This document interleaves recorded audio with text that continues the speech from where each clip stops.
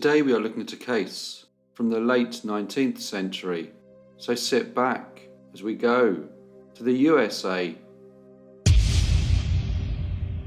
Fannie Lillian Madison was born on the 27th of June 1863. She was the oldest of 8 children, born to Mr. Charles and Mrs. Lucy Madison, a hard-working couple who had a 100-acre farm in King William County, Virginia. Although named Fannie, everyone always called her by her second name, Lillian. Being the eldest child, she was expected to assist her mother with her younger brothers and sisters, and even though she helped as much as she was able, Lillian always seemed to have a somewhat fractious relationship with her parents. Her father had fought for the Confederate Army during the American Civil War and was quite strict with his children. He was not a wealthy gentleman and did not appear to share his daughter's opinion about the importance of an education.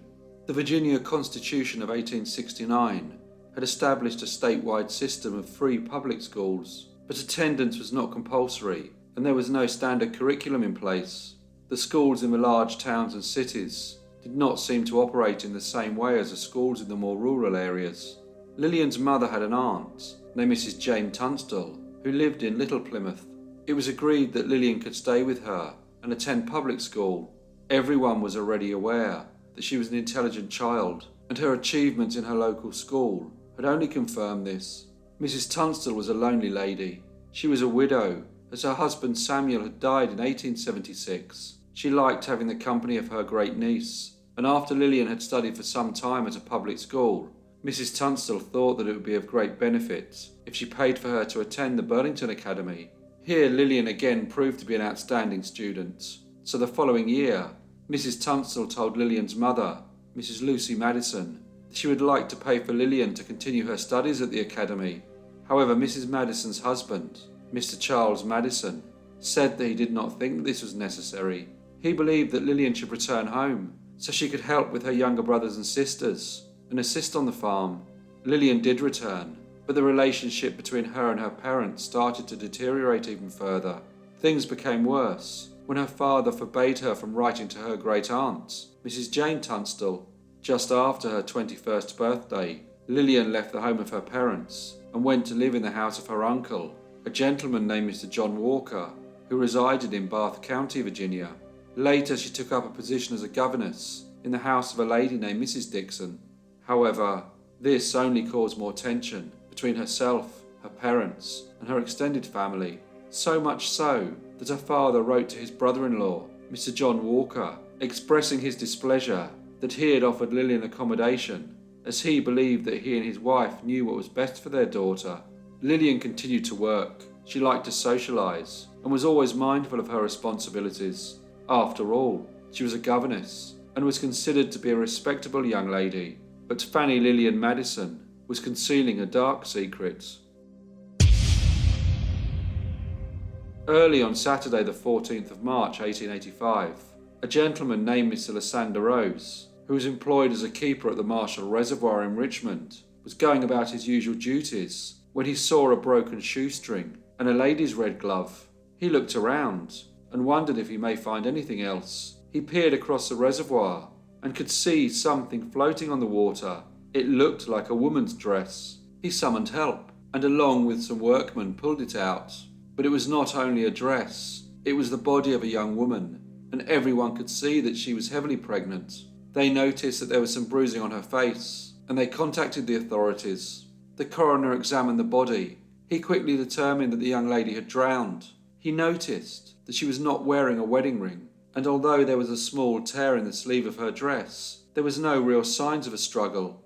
He thought that she must have been an unmarried young lady who was going to bring shame on herself and her family by giving birth to a baby out of wedlock, so instead had taken her own life. He concluded that the cause of death was suicide. But who was the young lady found in the reservoir? The police decided to put the body on display. They believed that someone would be able to identify the corpse. They lay her in the almshouse chapel, and news soon spread throughout Richmond that a young lady had recently drowned in the reservoir. Many people in the late 19th century had a morbid fascination with death. Some even sought out the macabre as a means of entertainment, and as such, thousands came to the chapel, some with a genuine concern as a family member had gone missing, others just to look at the corpse. the body was identified to be two different young ladies. The police looked further into their last known whereabouts, but soon after, both appeared, and although slightly embarrassed, neither young lady had been in any great distress. It was not until 3 days later, on the 17th of March, that a lady came forward and identified the poor deceased girl lying in the chapel to be her cousin, Miss Fannie Lillian Madison.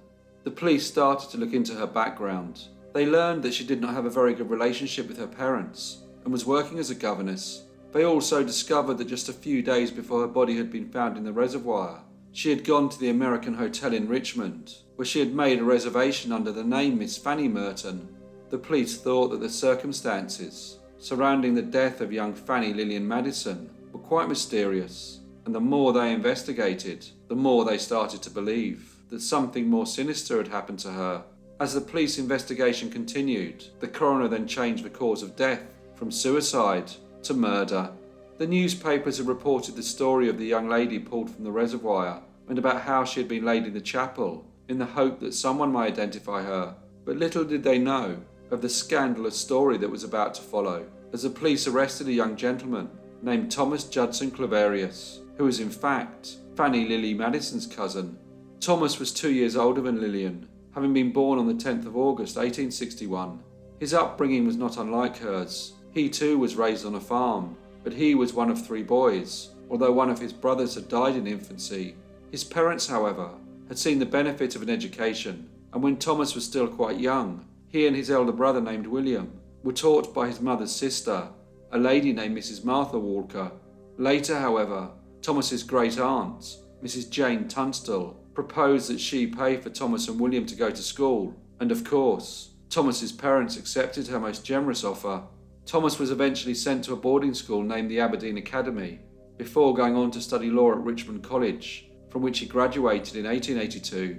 When he finished his studies, he returned to Little Plymouth and established his own law practice. He also assisted at the Baptist Church Sunday School. He was kind and considerate, and people believed him to be an upstanding member of the local community. However, the police seemed to be getting quite a bit of evidence against young Thomas Claverius. They discovered that he had stayed at the home of his uncle, Mr. Thomas Walker, on a number of occasions during the months of July and August 1884, the same time that his cousin, Miss Fannie Lillian Madison, had been living there, and witnesses told them that they seemed to be very fond of each other. This was surprising, as not only were they cousins, but Mr. Thomas Claverius was engaged to a young lady named Miss Nolly Bray. The police had also uncovered that on the 5th of January 1885, the couple had taken separate rooms at a local hotel in Richmond. The maid remembered Miss Lillian Madison, as when she went to tidy her room, she saw that the bed was perfectly made and had not been slept in. Witnesses had also come forward and told the police that they had seen Mr. Thomas Claverius, along with Miss Fannie Lillian Madison, together on Friday the 13th of March. One named Dr. Thomas Stratton told them that although he did not know the people in question, a gentleman who matched the description of Mr. Claverius had asked him if he could point them in the direction of the reservoir. Dr. Stratton added that he did not really see the young lady, but he did remember that she was quite petite and heavily pregnant. Fannie Lillian Madison was 4'11".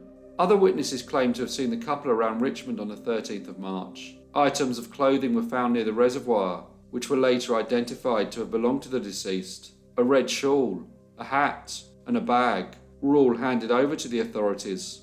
Police discovered that when Miss Madison had arrived back in Richmond, she had checked into the American Hotel under the name Fannie Merton.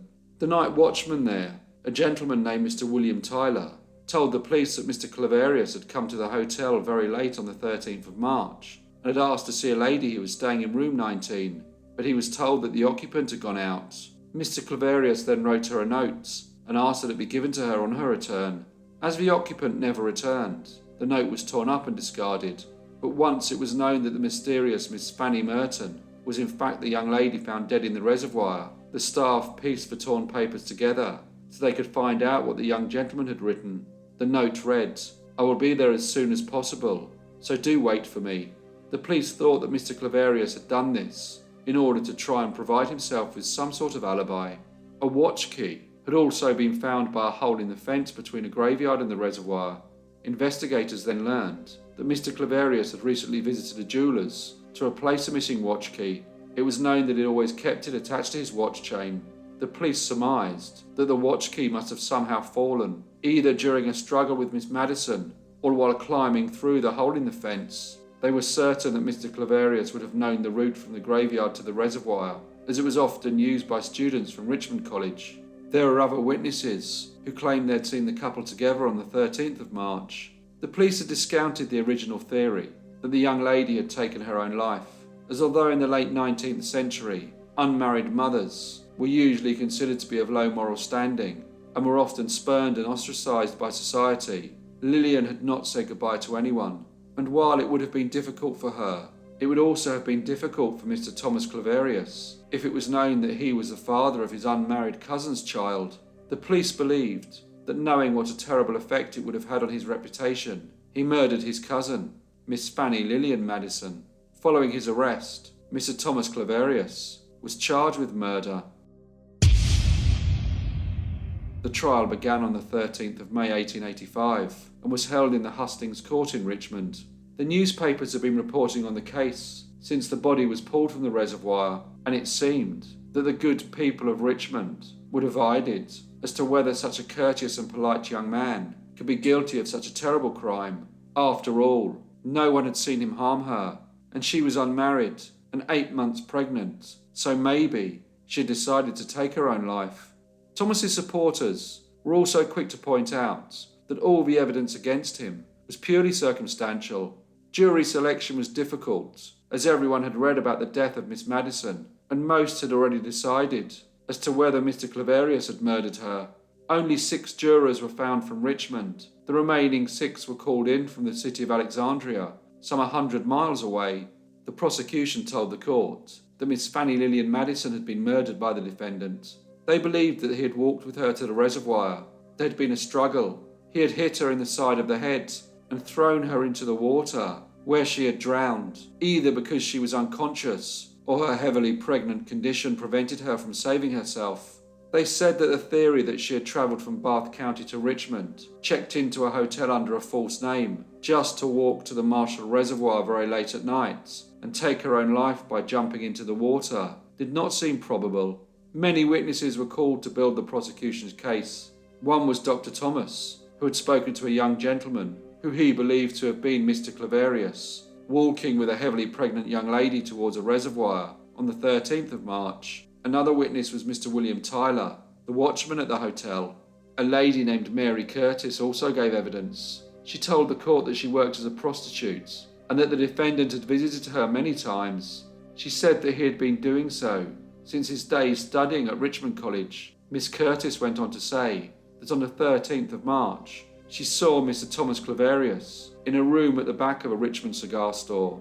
She could not identify the young lady he was with, as she was covered with a veil. She could, however, confirm that the lady was wearing a red shawl. This was significant, as other witnesses had also said that they too had seen the defendant on the 13th of March with a pregnant young lady wearing a red shawl, and a red shawl had been found near the reservoir following the discovery of Miss Madison's body. When the police had identified the deceased to be Miss Madison, they sent for her trunk, which was at her uncle's house in Bath County. One of the items found inside was a poem, which according to the prosecution had been written by Mr. Thomas Claverius. The poem was apparently so foul that the papers would not print it, despite handwriting experts confirming that it had been written by the defendant. Thomas denied that he had written it, stating that he had never seen or heard of it until the trial began. The watch key was presented. A jeweller told the court that the previous year he had repaired a watch key for the defendant and thought it to be the same one that had been found near the reservoir. Other witnesses, including friends and colleagues, also testified that the watch key was identical to the watch key that had belonged to Thomas Claverius. Thomas's family had hired highly recommended defense attorneys. They questioned Miss Madison's state of mind at the time of her death. Mrs. Jane Tunstall told the court that her great niece had written to her on many occasions. The letters were shown to the jury, but none were of any great consequence. But when the defence asked Mrs. Tunstall if Miss Madison had ever written to her, suggesting that she may take her own life, Mrs. Tunstall replied that she had. Mrs. Tunstall also told the court that the watch key found near the reservoir did not belong to her nephew and produced a watch key that she herself had given to Thomas many months prior to the death of Miss Madison. William Claverius was also questioned about the watch key and insisted that the one found was not owned by his brother. He also told the court that on the day of the murder, Thomas was conducting family business in Richmond. Some witnesses had said that the person they had seen with the petite, heavily pregnant lady had a moustache, but the witnesses who were able to positively identify Thomas that day all said that he was clean-shaven. A hotel worker told the court that he had seen Miss Madison with two gentlemen, one considerably older and one around her age, but he could not say for sure if the younger gentleman was the defendant. Police, however, had never been able to identify the older gentleman. Other witnesses testified to the defendant's good character and previous blameless life. One said, "I look upon him, gentlemen of the jury, as one of the most correct, straightforward, and Christian young men in my whole acquaintance." Although the defence did not look to stain the deceased's character, they did mention that she had other male acquaintances, one of whom may have been the father of her child. They also told of the fractious relationship with her father and how he had previously beaten her. Friends of Miss Madison told of how she had mentioned ending her life, and a train conductor remembered Miss Madison telling him when she boarded the train that she hoped it would crash. The defence insisted that this was not the behaviour of a person who was in a sound state of mind. Every day the court was packed, and it seemed that all of the spectators had already decided that Mr. Thomas Claverius was guilty. Thomas was unable to testify in his own defence, as at the time, the state of Virginia did not allow the accused to take the stand. The trial ended on the 4th of June, and the jury was sent out to deliberate. They returned only 40 minutes later to find the defendant, Thomas Judson Claverius, guilty of the murder of his cousin, Miss Fannie Lillian Madison, and the judge sentenced him to death. Despite the month-long court case, it seemed that the residents of Richmond were still divided as to whether Thomas had actually committed this terrible crime.